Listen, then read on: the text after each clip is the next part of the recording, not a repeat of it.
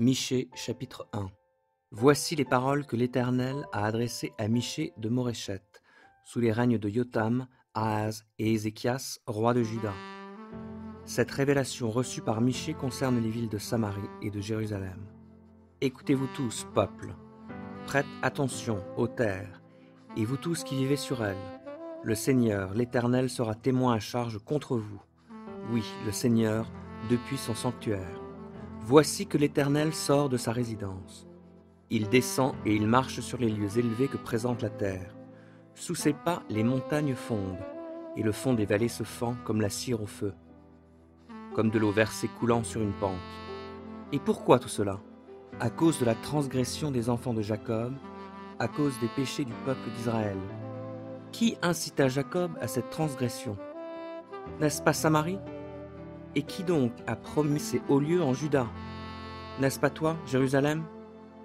Aussi vais-je réduire Samarie à un monceau de pierres dans la campagne, et l'on y plantera des vignes. Je précipiterai ces pierres au fond de la vallée, et je la raserai jusqu'à ses fondations. Les statues de ces dieux seront toutes brisées, et tous ces gains impurs seront livrés au feu. Oui, toutes ces idoles, je les mettrai en pièces. Elles ont été faites grâce au salaire de ces prostitutions. Aussi serviront-elles comme salaire d'autres prostitutions. Voilà pourquoi je vais mener le deuil, je vais me lamenter, je vais marcher pieds nus, sans vêtements. Je pousserai des cris comme ceux du chacal, et des gémissements comme font les autruches. La plaie de Samarie est incurable, et elle atteint même Juda. La voilà qui s'avance jusqu'à la porte de mon peuple, jusqu'à Jérusalem. Ne le proclamez pas dans la ville de Gath, ne pleurez pas. Gens de Beth-Léaphra, couvrez-vous de poussière. Habitants de Shaphir, allez nus et honteux. Le peuple de Tsanan ne sortira plus de sa ville, et celui de Beth-Haetzel ne sait plus que se lamenter, et son soutien vous est ôté. Le peuple de Maroth est bien malade. Oui, le malheur est envoyé par l'Éternel, jusque devant tes portes, Jérusalem. Habitants de Lachish, attelez les coursiers aux chars, car vous êtes à l'origine du péché de la communauté de Sion. C'est bien chez vous que les transgressions d'Israël ont été imitées. Voilà pourquoi vous devez donner à Moréchet-Gath sa lettre de divorce, et les maisons d'Akzib seront source de tromperie pour les rois d'Israël. Contre vous, habitants de Marécha, je vais faire venir un nouveau conquérant, et le glorieux roi d'Israël devra se réfugier à Adullam. Rasez-vous donc et tondez-vous la tête, habitants de Jérusalem, en signe de douleur à cause de vos fils qui font tous vos délices. Oui, rasez-vous la tête, rendez-vous chauves, pareils à des vautours, parce qu'ils vont être emmenés loin de vous en exil. Michée 2. Malheur à ceux qui méditent le mal et trament des méfaits alors qu'ils sont couchés. Au point du jour, ils vont les accomplir en profitant de leur pouvoir. Ils convoitent des champs, ils s'en emparent, des maisons, et ils s'en saisissent. Ils oppriment les gens, les dépouillant de leurs habitations et de leurs terres. C'est pourquoi l'Éternel déclare : contre cette nation je projette un malheur.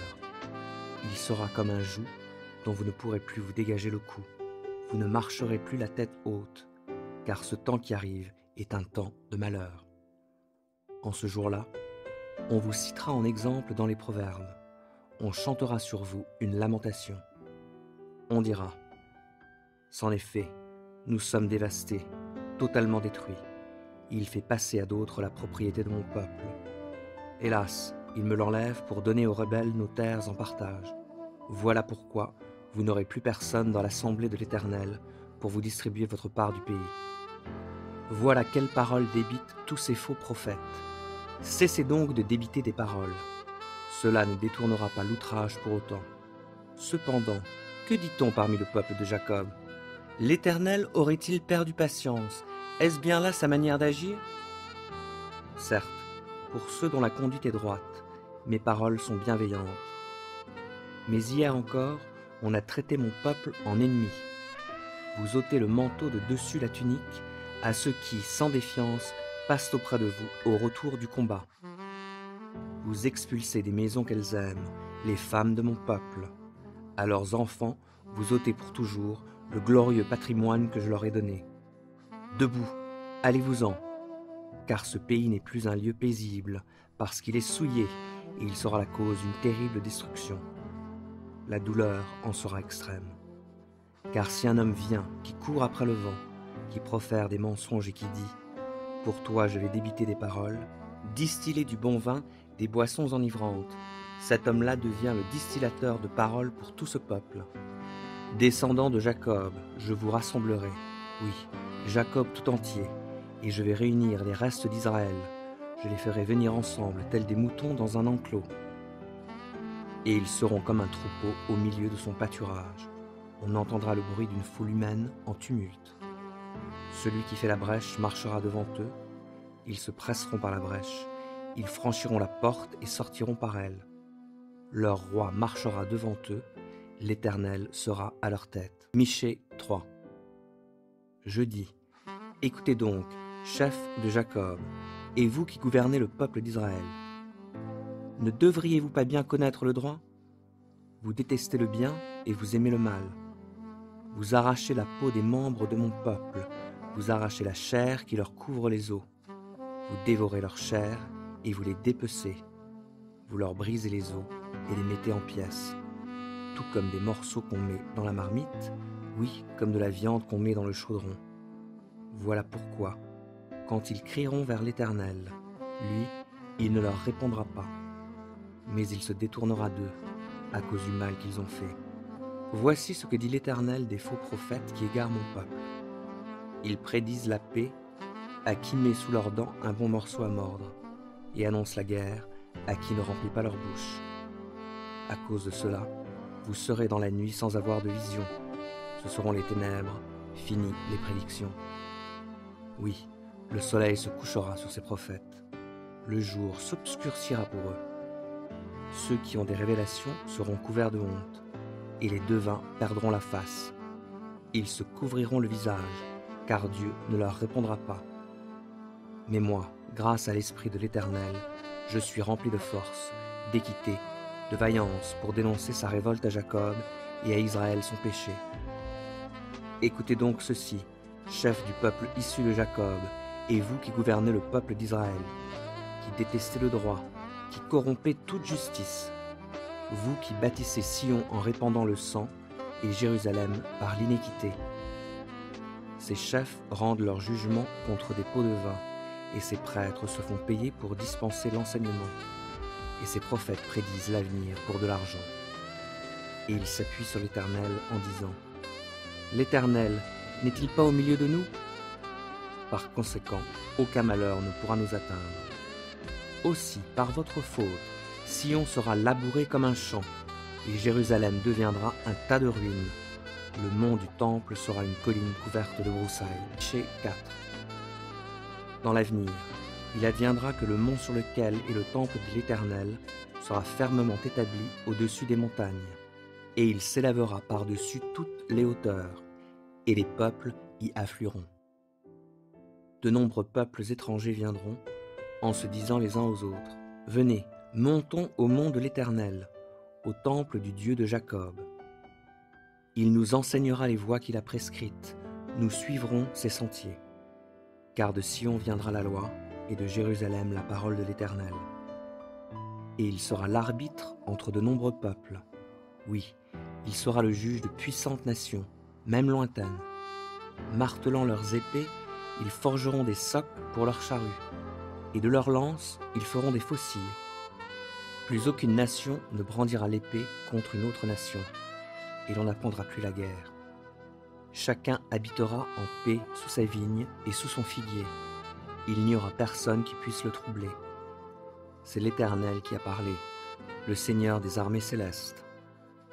Les autres peuples marchent chacun au nom de ses divinités, mais nous marcherons au nom de l'Éternel, lui qui est notre Dieu, toujours et à jamais.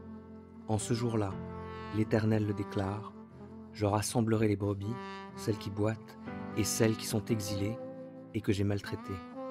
Je ferai de celles qui boitent un reste qui subsistera. De celles qui sont exilées, je ferai un peuple puissant. L'Éternel régnera sur eux, sur le mont Sion, dès maintenant et à jamais. Et toi, tour du troupeau, toi, citadelle de la communauté de Sion, ta souveraineté d'antan te reviendra, la royauté que possédait Jérusalem. Et pourquoi maintenant pousses-tu de tels cris? N'as-tu donc plus de roi?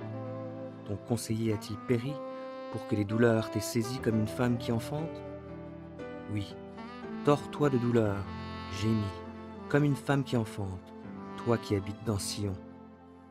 Car tu devras quitter la ville et camper en plein champ. Tu iras jusqu'à Babylone, mais là, tu seras délivré, car l'Éternel te sauvera du pouvoir de tes ennemis. Mais pour l'instant, de nombreux peuples se sont rassemblés contre toi, disant « Qu'elle soit profanée et que nos yeux contemplent de Sion le spectacle. » Mais ceux-là ne connaissent pas les plans de l'Éternel, ils ne comprennent pas ses intentions. Il les a rassemblés comme des gerbes pour battre le blé sur une aire. Debout, foulez le blé, habitants de Sion. Je rendrai vos cornes d'acier et vos sabots de bronze, et vous écraserez de nombreux peuples. Vous vouerez exclusivement leurs biens à l'Éternel, et vous offrirez leurs richesses au Seigneur de toute la terre. Maintenant, rassemble tes troupes, ville de troupes. On nous assiège, et l'on frappe à coups de bâton le chef d'Israël au visage. Michée 5.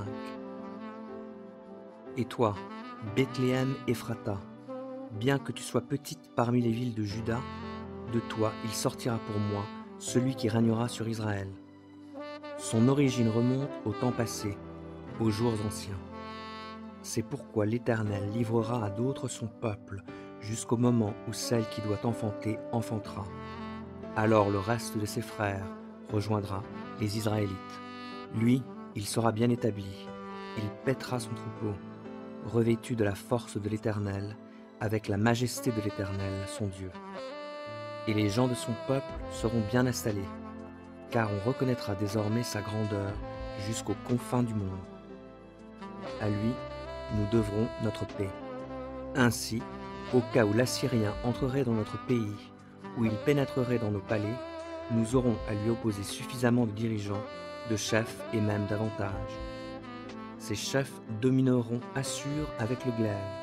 Le pays de Nimrod sera soumis à leur épée, et lui, il nous délivrera ainsi de l'Assyrien, au cas où celui-ci entrerait dans notre pays, où il mettrait le pied sur notre territoire.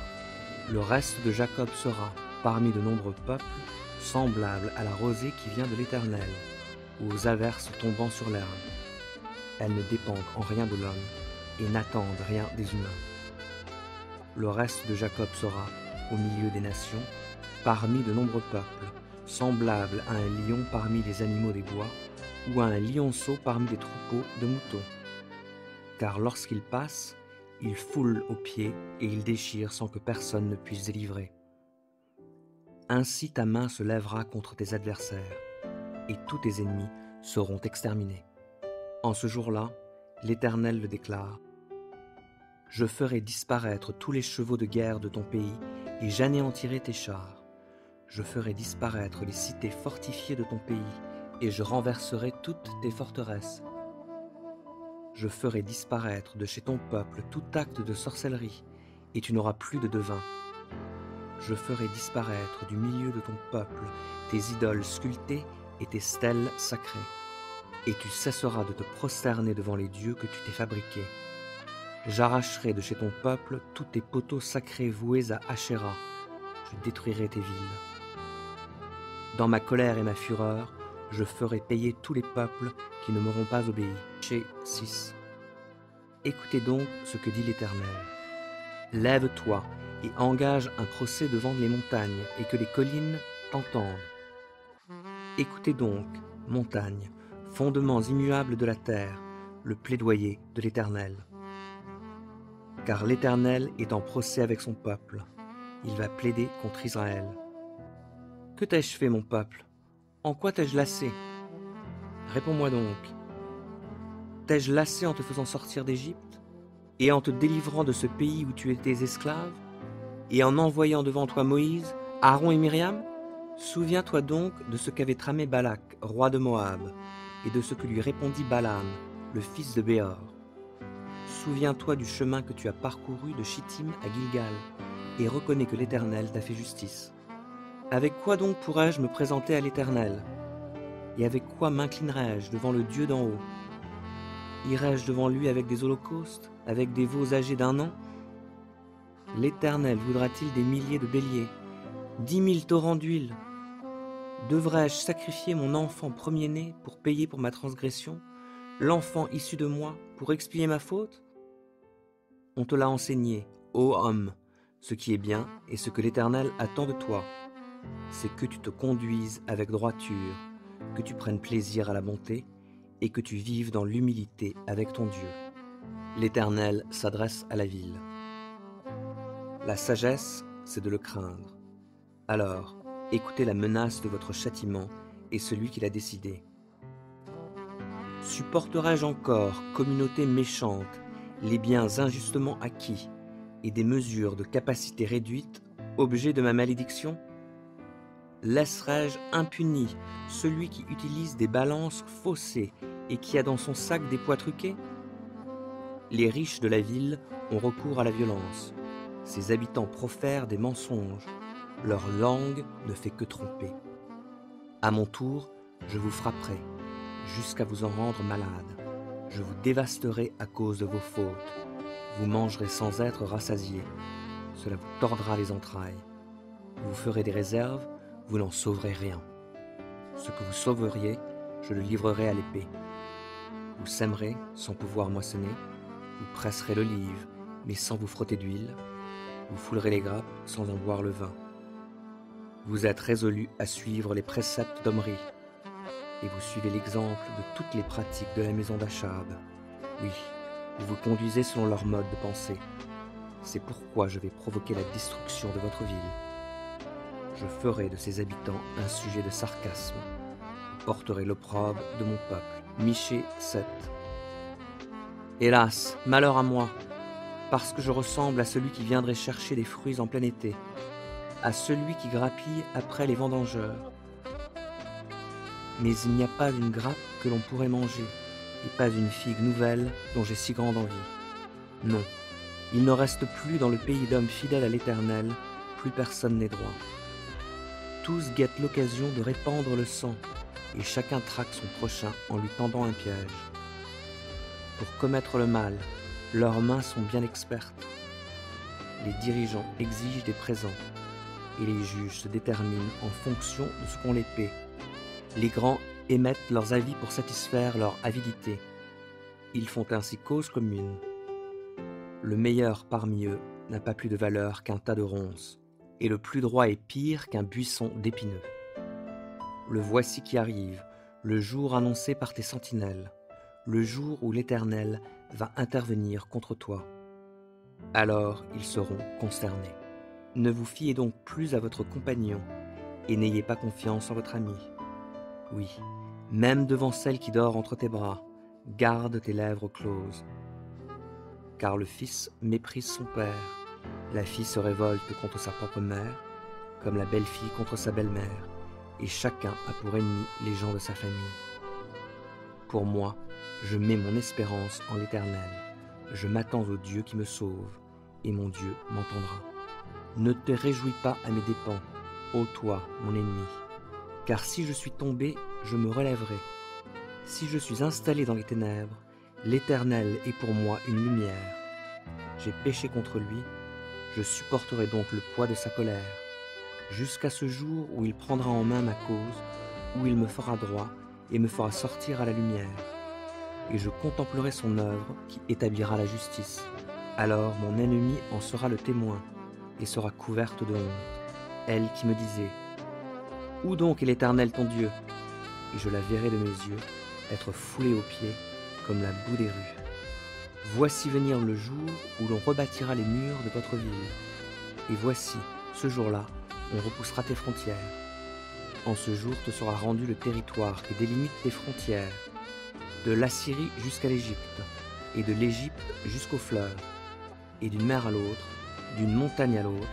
Le reste de la terre deviendra un désert à cause de leurs habitants. Ce sera le salaire de ces agissements. Éternel, paie ton peuple sous ta houlette. c'est le troupeau qui t'appartient. Il habite à l'écart dans la forêt, au milieu d'un terrain fertile. Qu'il puisse paître dans les prés du Bassan et du mont Galaad, comme aux jours d'autrefois. Comme au temps de jadis, où tu sortis d'Égypte, je te ferai voir des prodiges. Les autres peuples le verront et seront dans la confusion malgré tout leur pouvoir. Ils demeureront bouche close et ils seront abasourdis. Ils devront lécher la poussière tout comme le serpent et comme les reptiles. Ils sortiront tremblants de leur retranchement et se présenteront devant l'Éternel, notre Dieu. Tout terrifiés, ils te craindront. Quel est le Dieu semblable à toi, qui efface les fautes et qui pardonne les péchés du reste de ton peuple qui t'appartient? Toi, tu n'entretiens pas ta colère à jamais, mais tu prends ton plaisir à faire grâce. Oui, de nouveau tu auras compassion de nous. Tu piétineras nos péchés, et au fond de la mer, tu jetteras toutes nos fautes. Tu témoigneras ta fidélité au peuple de Jacob, et ta grâce aux descendants d'Abraham, comme tu l'as promis aux temps anciens à nos ancêtres.